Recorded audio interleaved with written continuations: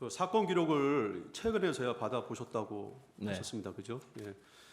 보면은 수사 기관에서 진술을 하셨던 것들이 일부는 약간 그 뒤에 진술한 거랑 내용이 틀린 부분이 좀 있습니다.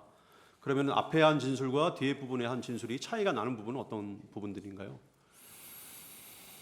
그냥 그것도 무슨 뭐 제가 전문적인 법률인이 아니기 때문에 뭐 예. 어떤 표현을 해야 될지 모르겠는데 예. 상식적으로 봤을 때 제가 조사를 뭐 6번인가 7번인가 받았습니다. 예. 그런 상황에서 어떻게 모든 것을 다 기억하고 모든 것을 다 설명할 수 있겠습니까? 그때마다 생각이 좀 바뀌더라고요. 왜 기억에 혼선도 있고 기억이 새롭게 나기도 하고 그래서 그때 있는 그대로 그 제한되는 환경 내에서 제가 말씀을 드린 것이지 뭐 그런 취지라고 이해해 주시면 좋을 것 같습니다.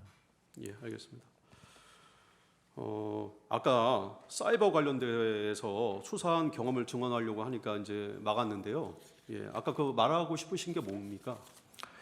이 사이버 관련해서 제가 드리고 싶었던 말씀 중에 하나가 저는 방첩사령관으로서 지난 1년 동안 사이버 관련된 여러 건의 뭐 조사, 수사, 사건 이런 것들을 실제로 지휘를 했습니다. 다시 말씀드리면은 사이버와 관련한 법적인, 기술적인 상식이 있다는 그런 뜻입니다. 예를 들어서 서버를 떼와라. 서버가 뭐 요만한 PC 뭐 한두 개 크기입니까? 서버는 기본적으로 큰 방 서너 개 가득 차 있다는 것을 저는 당연히 알고 있습니다. 근데 서버를 떼와라. 그건 말도 안 되는 소리죠. 다만 그렇게 진술한 저희 정 장군의 말을 뭐 저는 정면으로 반박하고 싶지 않고 여러 가지 그런 상황에서 그 사람은 되게 신중하고 현명한 사람입니다. 그래서 여러 가지 상황에서 서로 미스커뮤니케이션이 있었을 거라고 생각하고 그래서 그런 것은 형사재판에서 좀 따져보기를 바라는 마음에 그런 말씀을 드리는 것입니다. 뭐 서버를 카피해라 이것도 마찬가지입니다. 제가 법률적이고 기술적인 상식이 있는 사람입니다. 뭐 그 점을 말씀드리고 싶었습니다. 예. 아까 홍자호과 관련돼서 홍자호는 증인이 위치 파악을 좀 해달라고 요청을 했다고 하는데 그 국정원 같은 경우에는 수사권이 없어서 위치 파악이나 이런 것들을 할 수가 없지 않나요? 가급적 홍자원 씨 얘기는 제가 별로 하고 싶지 않습니다. 예, 알겠습니다.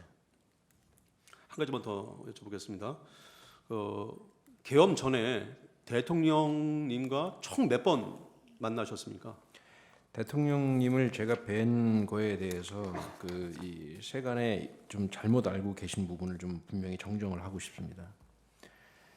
제가 대통령님을 뵐 때 무슨 뭐 편안하게 앉아서 뭐 차를 마시고 식사를 하고 뭐 그렇게 흔히 알 수도 있는데 저는 삼성 장군이고 국군 방첩사령관이고 대통령님은 국군 통수권자십니다.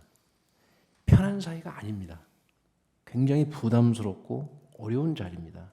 그런 자리에서 군과 관련된 간첩 사건들, 간첩 혐의가 있는 사건들, 북한, 중국 관련된 여러 가지 군과 관련된 일이 있어서 그런 것들을 대통령님께 보고드리는 자리가 제 주 일이지 제가 어떻게 감히 국군 통수권자를 뭐 그렇게 편하게 대했다. 그건 완전히 잘못 알고 계신 겁니다. 그런 자리에서 그런 공식적인 자리에서 대통령께서 하시는 말씀을 간간히 들은 것뿐입니다. 이 상황을 좀 정확히 이해해 주시기를 제가 간곡히 말씀드립니다. 네, 잠시 질문 좀 드리겠습니다. 예, 방첩사의 간부 구체적으로 이제 이름을 거론하시는 거 꺼리시니까 이제 그냥 간부라고 하겠습니다. 그 간부분이 검찰에서 조사를 받으면서 이렇게 말을 할 때 중간에서 이렇게 아까 전에 이름이 나온 김대우라는 그 분 바로 밑에 있는 분입니다. 그분이 이제 자기가 체포 명단이라는 말은 한 번도 사용하지 않았습니다. 이렇게 진술을 합니다. 증인께서도 좀 전에 체포 명단이라는 말은 쓰지 않았다 이렇게 진술하신 것으로 저는 기억하는데 체포 명단이라는 말을 쓰시지 않았지요? 일관된 말씀입니다. 구체적인 워딩은 군인들이 갖고 있는 그 특성을 이해하지 못하시면 구체적인 워딩 하나하나가 마치 무슨 클루인 것처럼 자꾸 말씀하시는데 굉장히 오해 소지가 많다는 말씀을 계속 드리는 겁니다.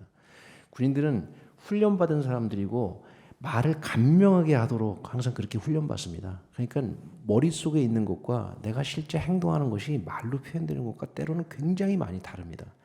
재판장님, 군인들은 그렇게 얘기합니다. 적을 경멸하라, 디스트로이하라.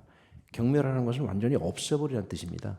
근데 그것을 말 그대로 해석하면 이건 대화가 안 되는 것이죠. 그것은 하나의 전술적인 용어고 평상시 훈련받은 용어입니다.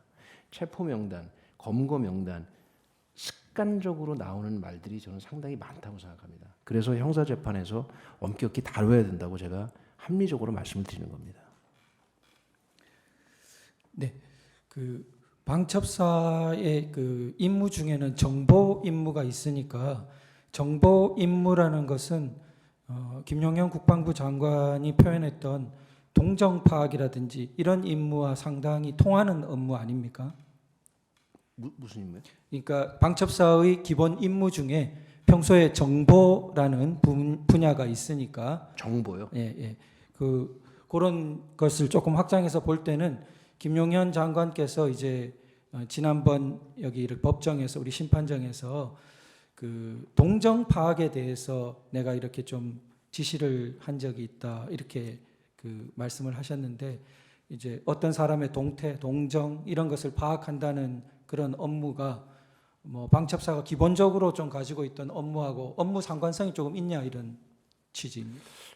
그거는 바로 이 즉답으로 답변드리기가 좀 어렵습니다. 왜냐하면 뭐 상대방이 민간인이냐 군인이냐 여러 가지 따져봐야 될 부분이 많기 때문에 그건 좀 즉답으로 말씀드리기가 곤란합니다. 네.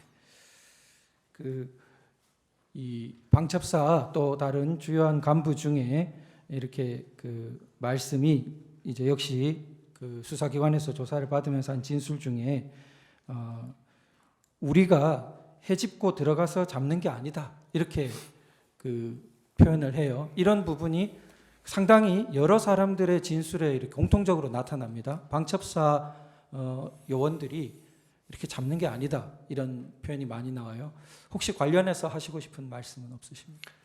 바로 그 부분 때문에 제가 말을 조심하는 겁니다. 저 밑으로 내려가면서 현장에서 실제 움직이는 사람들은 다 수사관들이고 그분들은 수십 년 했던 베테랑들입니다.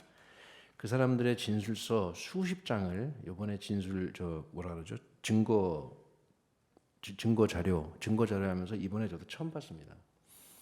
수십 장의 현장 수사관들의 진술을 보면서 제가 구체적으로는 형사재판에서 말씀드리겠지만 생각한 바는 완전히 다릅니다.